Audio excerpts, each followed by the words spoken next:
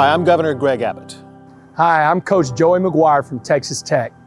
Hi, I'm Coach Sark with Texas Football. Hi, I'm Coach Willie Fritz from the University of Houston. Hi, I'm Coach Elko from Texas A&M. There is a growing danger in our communities and schools: fentanyl. It has claimed the lives of thousands of innocent Americans and is now leading cause of death in young adults. One of the best ways to prevent tragic fentanyl deaths is through education. Just one pill kills. That's why you should only take prescription medication specifically for you and filled in a pharmacy. Never take a pill you got from a friend or on social media. Just a few grains of salt worth of fentanyl is enough to kill you And take you away from your loved ones. You can't see it, you can't taste it, and you don't know if it's there. So please, learn about the dangers of this deadly drug. Talk to your parents, Your friends, Your teammates. And remember, what we do today may save the life of someone you know tomorrow.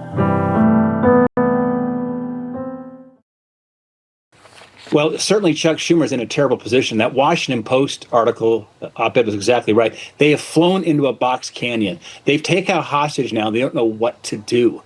They're in a difficult position. These shutdowns, as I've seen in the past, they start with a big bang, they end with a whimper. At some point, they're going to realize there's not a political objective or policy objective to be obtained. You just got to basically say, okay, let's move on. This is a very easy problem to solve. All we need is 5 Democrat senators to join the rest of us as Republicans and vote yes here in 90 minutes. And then you can start the negotiation moving forward in these spending bills between now and November 21st. This is exactly what is the standard mode of operation in Washington over many, many years, except for one thing has changed. Chuck Schumer is afraid of his political future. That's why this truly is a Schumer shutdown. We reformed Medicaid in our One Big Beautiful Bill.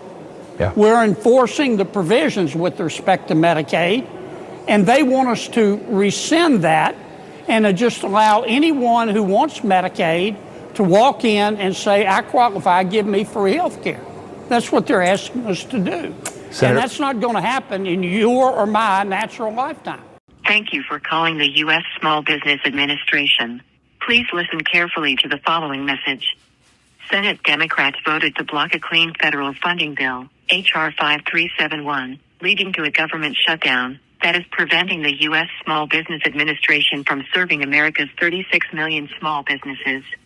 Every day that Senate Democrats continue opposing a clean funding bill, they are stopping an estimated 320 small businesses from accessing $170 million in SBA guaranteed funding. As a result of the shutdown, we wanted to notify you that many of our services supporting small businesses are currently unavailable. The agency is executing its lapse plan, and as soon as the shutdown is over, we are prepared to immediately return to the record-breaking services we were providing under the leadership of the Trump administration. This is about to get very real for millions of Americans. Apparently, it's not yet real for the White House, not yet real for congressional Republicans. Democrats are united in this moment to end the cuts, to save health care, to do what we can on something that really matters in people's lives. When we talk about this enhanced premium tax credit that is set to expire, and the notices of premium increases will start going out, this is about to get very real for millions of Americans. Apparently, it's not yet real for the White House, not yet real for congressional Republicans. They're still goofing around with AI memes with sombreros, and they're on vacation while Democrats were back in Washington this week trying to do work. But it will get real when these notices go out. In my district alone, I have 37,000 people that use this enhanced premium tax credit. That lets them have health insurance because of what we did for them.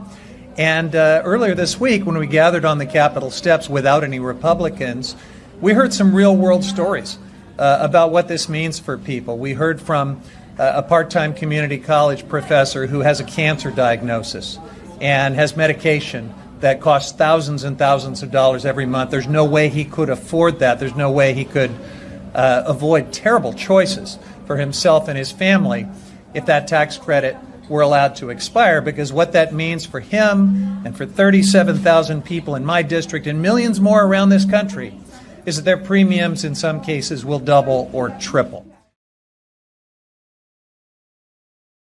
I think people need to realize that what the Democrats are doing here with the shutdown, it's really affecting a lot of people. And as a member of the Veterans Affairs Committee, are you worried about our veterans during this time? What's your response to that? I absolutely agree with Secretary Collins. You got a book of business you got to do. Okay, and this week you go there, this week you go there, this week you go there.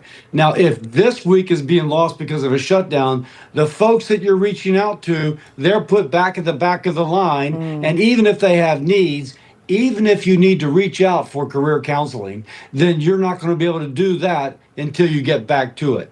The veterans need not to have their care and service delayed. They need it now. Another consequence, byproduct of the Schumer shutdown.